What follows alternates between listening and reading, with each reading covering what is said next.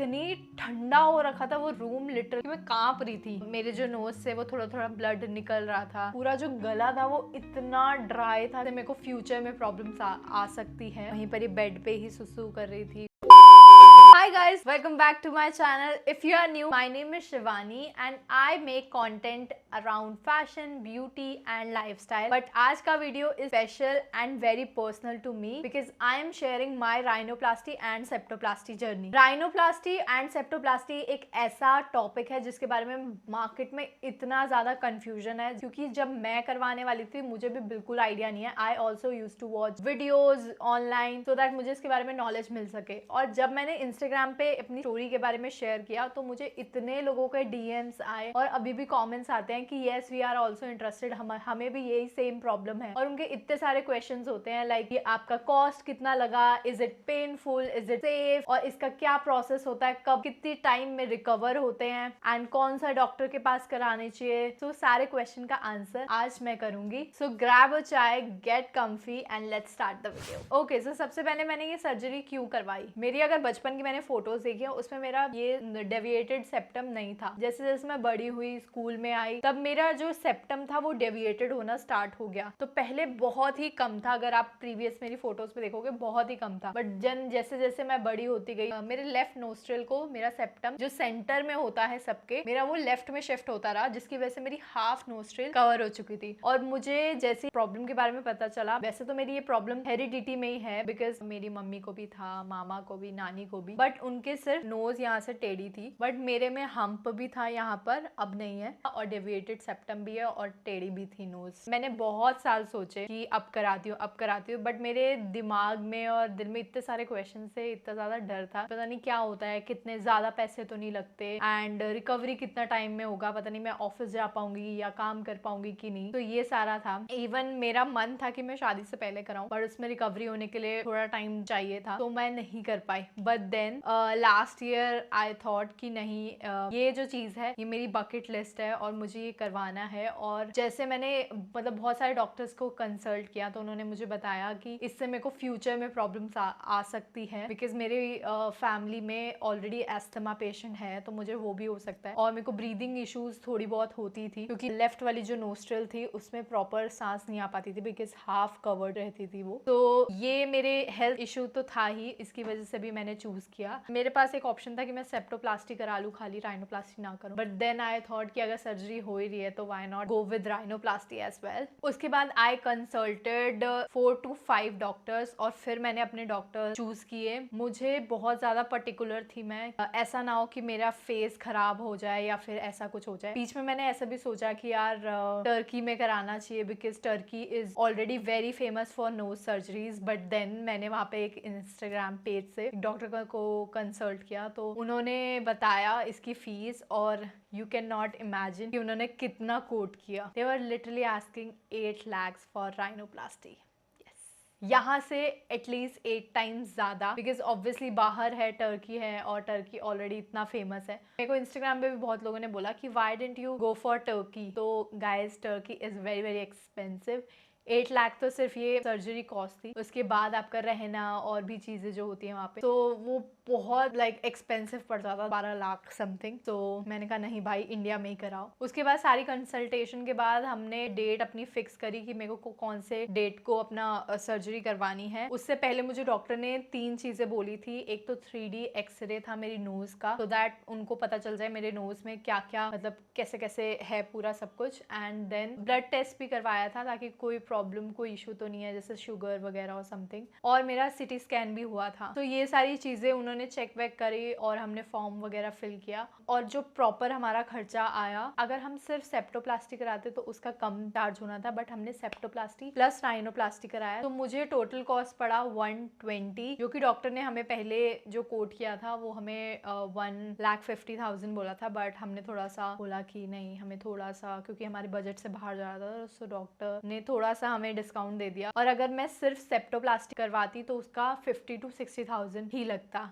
जब हम लोग पहले गए थे तो उन्होंने बोला था कि ये चीज कवर हो सकती है। जो सेप्टोप्लास्टी होता है वो आता है हमारा ईएनटी के अंडर और वो कवर होती है इंश्योरेंस में, और जो राइनोप्लास्टी होता है वो प्लास्टिक सर्जन करता है, इसलिए उसे कॉस्मेटिक सर्जरी बोलते हैं और वो कवर नहीं होती। तो हमारे डॉक्टर ने हमें ट्रस्ट दिलाया कि हो जाएगा कवर, डोंट वरी, ये वो। तो हमें भी ये था कि यार ओनली 50% ही लगेगा, बट देन लेटर हमारा वो कवर नहीं हो पाया था। वो मैं आपको आगे बताऊंगी पूरी प्रोसेस, पूरा जो हमारे साथ हुआ था। Then I selected my doctor, उनसे सारी हमने विजिट करी, सब कुछ प्रोसीजर समझा कि कैसे कैसे होगा। ऑल्दो उन्होंने हमें पहले ही बता दिया था कि फर्स्ट वीक में ये होगा, सेकंड वीक में आपको ऐसा प्रॉब्लम आएगा, डे 1 पे ये होगा चीजें। तो मैं थोड़ा सा प्रिपेयर हो गई थी कि क्या क्या हो सकता है। तो डॉक्टर ने हमें सजेस्ट किया कि हमें रिब कार्टिलेज सर्जरी करानी चाहिए क्योंकि वो ज्यादा बेटर होती है। तो हमें एकदम से टेंशन हो गई, ऐसा तो कभी हमने सुना नहीं है। और डॉक्टर ने बताया कि इट्स नॉर्मल, उसे अगर हमें अच्छी शेप देनी है तो हमें रिब कार्टिलेज सर्जरी ही हमारे लिए बेस्ट है। तो उन्होंने डॉक्टर ने हमें बताया कि एक हमारे यहाँ पर एक्स्ट्रा रिब होती है और एक हमारे यहाँ पर होता है, भगवान ने ऑलरेडी फिटेड करके भेजा होता है कि अगर कुछ हो फ्यूचर में तो आप निकाल सकते हो एक्स्ट्रा। तो वो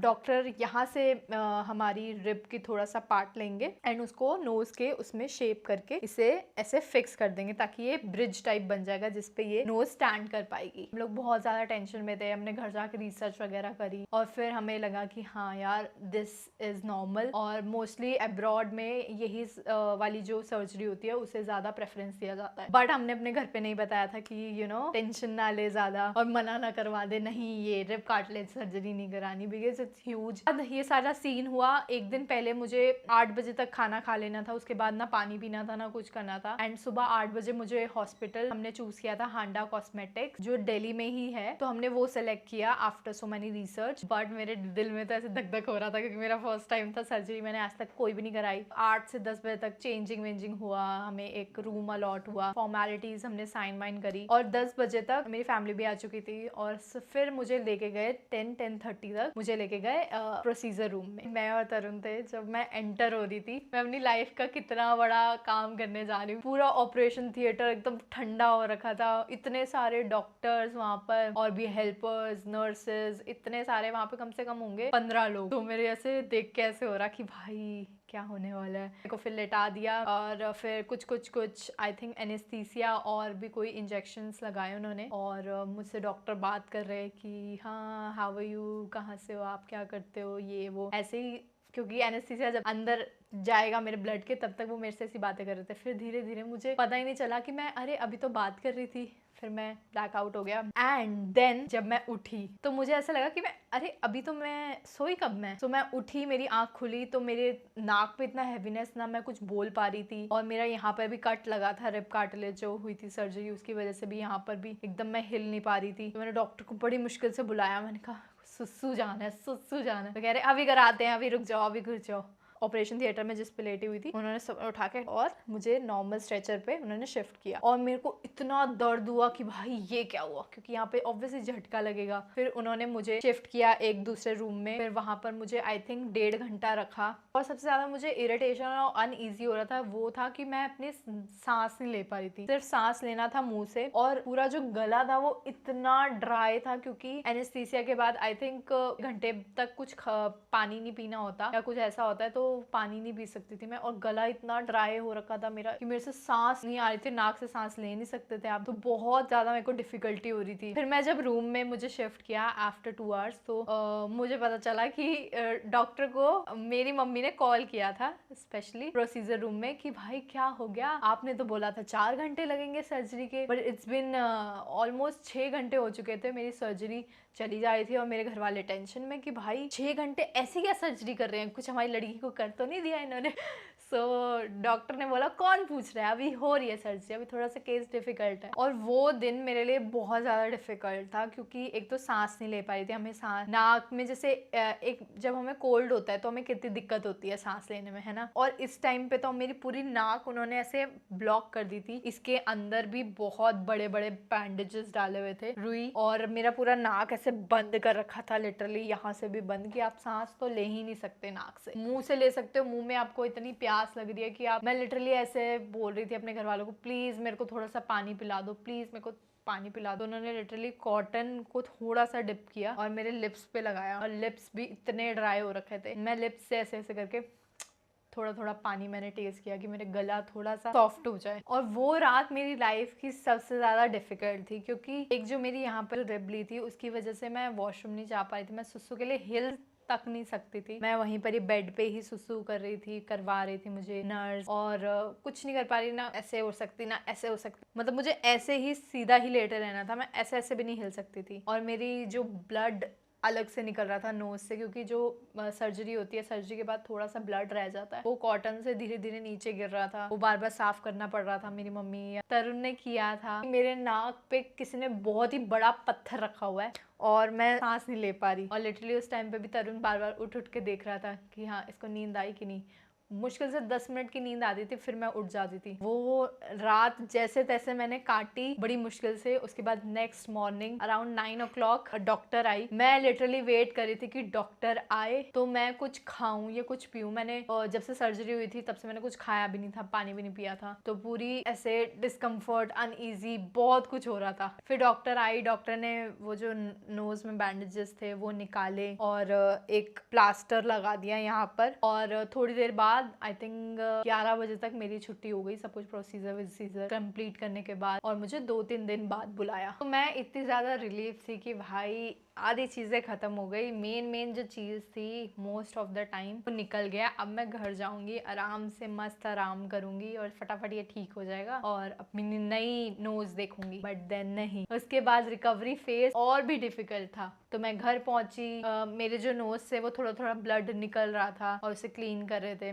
और जो मेरा प्लास्टर था वो लेफ्ट हैंड साइड में शिफ्ट हो गया था, क्योंकि जब हम नोज ड्रॉप्स डालते थे उसकी वजह से खिसकते खिसकते लेफ्ट हैंड साइड ज्यादा आ गया था आगे, उसकी वजह से ना मैं खा पा रही थी। प्लस जो मेरे नोज था उसमें जो ब्लड क्लॉट्स बन गए थे, क्योंकि वो ड्राई हो रहा था धीरे धीरे, कुछ खाने का भी नहीं मन हो पा रहा था, क्योंकि चबाया नहीं जा रहा था, क्योंकि सारी स्वेलिंग थी, सब कुछ था। और मेरी आंखों के नीचे इतने ब्रूजेस हो गए थे, पूरा नीला पड़ गया था ये अंडर आईज, और नोज ऐसे स्वेलिंग हो गई थी। फिर उसके बाद डॉक्टर के पास गए हम हॉस्पिटल दोबारा, डॉक्टर ने मेरा प्लास्टर सीधा किया। मेरे जो नाक के अंदर जो क्लॉट्स बन गए थे वो डॉक्टर ने को ठीक करने के लिए डॉक्टर ने एक स्प्रे, नेजल स्प्रे दिया, वो डालने को बोला, और उन्होंने बोला कि ये धीरे धीरे ही ठीक होगा। बट वो वाला जो टाइम था ना वो बहुत ज्यादा डिफिकल्ट था, क्योंकि मैं अपने आप को लिटरली शीशे में देख नहीं पा रही थी कि यार ये बंदी है कौन, क्योंकि मेरा पूरा फेस एकदम चेंज हो चुका था। एक वीक मेरे को यही प्रॉब्लम चला, स्वेलिंग, धीरे धीरे मैं खाना च्यू करने लग गई, क्योंकि यहाँ पे जैसे जैसे स्वेलिंग और दर्द कम हो रहा था। मैं थैंकफुली मेरी मम्मी और तरुण ने इतना ध्यान रखा मेरा कि मैं रिकवर कर पाई। मेरी जो रिकवर होने का टाइम था वो थोड़ा सा लेट होता चला गया, क्योंकि मेरी जो नोज में बहुत सारी कॉम्प्लिकेशन थी और मेरी नोज ठीक होने में थोड़ा ज्यादा उसने टाइम लगा दिया। डॉक्टर ने ऐसे हमें बोला था कि 1 महीने में काम पे अपने फोकस कर सकती हूँ और मेकअप कर सकती हूँ, है ना, बैक टू रूटीन आ सकती हूँ, बट थोड़ी सी स्वेलिंग रहेगी। बट मेरे फेस पे 1 महीने बाद भी इतनी स्वेलिंग थी, ब्रूजेस थे इतने ज्यादा, तो उसको करते करते आई थिंक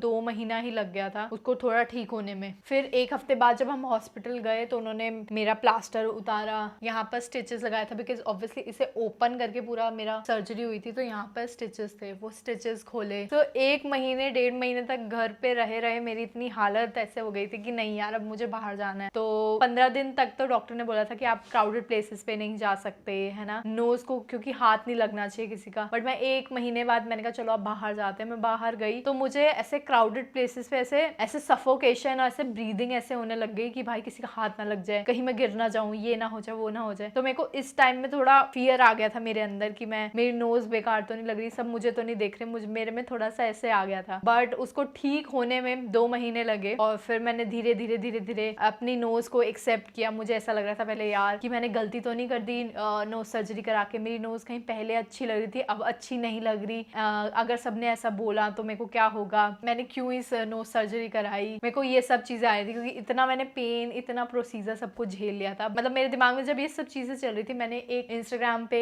एक कोट पढ़ा, उसमें लिखा कि जो चेंज आया तुम्हारी लाइफ में ये बहुत इंपॉर्टेंट था, and this is the best thing that ever happened to you and you are looking beautiful. मुझे लगा कि हाँ यार दिस इज इट, यूनिवर्स मुझे यही इशारा कर रही है, भगवान मुझे यही बोल रहे हैं कि जो हुआ अच्छे के लिए हुआ है, and you are looking good, and सब कुछ अच्छे से हो गया, सो बी पॉजिटिव। फिर धीरे धीरे मैंने अपना काम भी स्टार्ट कर दिया, वीडियोस बनाना स्टार्ट कर दिया, मेकअप करना स्टार्ट हो गया, फिर नॉर्मल थोड़ा थोड़ा धीरे धीरे हो गया। और अभी भी डॉक्टर ने बोला था कि 6 महीने से 1 साल तक लग जाएगा मुझे रिकवर होने में। अभी भी आप यहाँ पे देखोगे कि तो स्वेलिंग है थोड़ी सी, तो इसे जाने में 1 साल लग जाएगा। तो प्रॉपर जो राइनोप्लास्टी का जो रिजल्ट होता है उसे 1 साल लग ही जाते हैं। और आप मेरी प्रीवियस फोटो देखोगे और अभी के देखोगे तो सबसे ज्यादा आपको सेप्टम का दिखेगा, और नोज जो मेरी पहले टेढ़ी थी वो अब थोड़ी सीधी है। तो इसमें जो होता है जितने भी डॉक्टर के आप विजिट होते हैं वो सब इंक्लूडेड ही होता है। मेरा जो है जितने भी 1 ईयर में डॉक्टर विजिट होंगे वो सब 120 में ही कवर्ड थे। तो एक चीज जिसके लिए बहुत केयरफुल रहना पड़ता है, जब मैं उस 1 मंथ के प्रोसीजर में थी, जब भी मुझे छींक आती थी, पहली बात तो मैं छींक अपनी रोकती थी, और जब भी मुझे छींक आती थी मुझे ऐसा लगता था कि भाई मेरी नाक ना गिर जाए लिटरली, क्योंकि वो सारे अंदर स्टिचेस हैं, ब्लड क्लॉट्स, तो वो अगर जोर से हम छींक लेंगे तो वो स्टिचेस खुल ना जाए। तो इस चीज का मुझे बहुत डर था, तो उस चीज के लिए मुझे बहुत ही केयरफुल रहना पड़ा था। और जब मैंने ये अपनी स्टोरी डाली कि हाँ मेरी राइनोप्लास्टी और सेप्टोप्लास्टी है, सबने मुझे कमेंट किया कि क्यों करवाया, पुरानी नोज ही अच्छी थी, ये सब। तो मेरे को ऐसा फील हुआ जब मेरी नोज वैसे थी तब भी मुझे इतने लोग कमेंट करते थे कि look at your face, you have a alien nose, इतनी टेढ़ी है नाक, तोते जैसी नाक है, ये वो। और जब मैंने करवा लिया उसके बाद भी लोग कमेंट करते हैं। सो डू नॉट गो, इसलिए बिल्कुल मत कराओ कि लोग कमेंट कर रहे हैं तो इसलिए मुझे मेरी नोज नहीं अच्छी लग रही इसलिए करानी चाहिए। कोई हेल्थ इशू ना होता फ्रैंकली नहीं कराती, क्योंकि द पेन जो मैंने सफर किया है उसके लिए मैं लोगों के ओपिनियन नहीं मैटर करता मुझे, जस्ट बिकॉज मैंने इसलिए कराया क्योंकि मुझे हेल्थ में आना था problem. So if you are also planning तो मेक श्योर कि आप अपने लिए कराओ, किसी दूसरों का सोच के तो बिल्कुल मत कराना। यस, अगर आप करवाना चाहते हो थोड़ा सा आपको पेशेंस और थोड़ा पेन झेलना पड़ेगा, बट देन रिजल्ट वो आपके अपने लिए होगा। और रिसर्च करो, ज्यादा से ज्यादा अच्छे डॉक्टर को पकड़ो, और सबसे बड़ी बात है पेशेंस रखो। किसी भी चीज को, अच्छी चीज को होने के लिए पेशेंस चाहिए होता है। जैसे मैं पेशेंस रख रही हूँ पिछले 1 साल से, और अभी भी मुझे रखना है to get that final look. तो पेशेंस रखो और सब भगवान पे छोड़ दो। और अगर इसके बावजूद भी अगर आपके कोई भी क्वेश्चन है तो लीव द कमेंट सेक्शन। अगर आपको ये वीडियो हेल्पफुल लगी हो तो do not forget to like, share and subscribe my channel, और मिलते हैं नेक्स्ट वीडियो में। Till then take care, bye bye.